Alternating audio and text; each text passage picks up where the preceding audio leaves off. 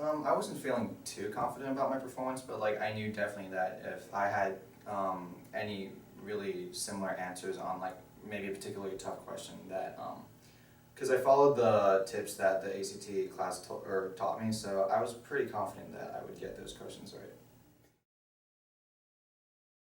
Well, I was sitting in my room and I was on Facebook, and then my friend posted that he saw the ACT scores online. So then I went and checked my score, and I found out that I got a 36, and I was really excited. And I think I might have screamed, not screamed, but yelled out, like in joy when I figured it out. And then my mom was in the room next to me, and she told me to be quiet because my dad was sleeping.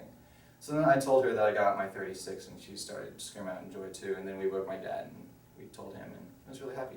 Really nice. Don't worry too much about the content. It's more about how you take the test itself and like what little tips and tricks that Excel can teach you that really matters.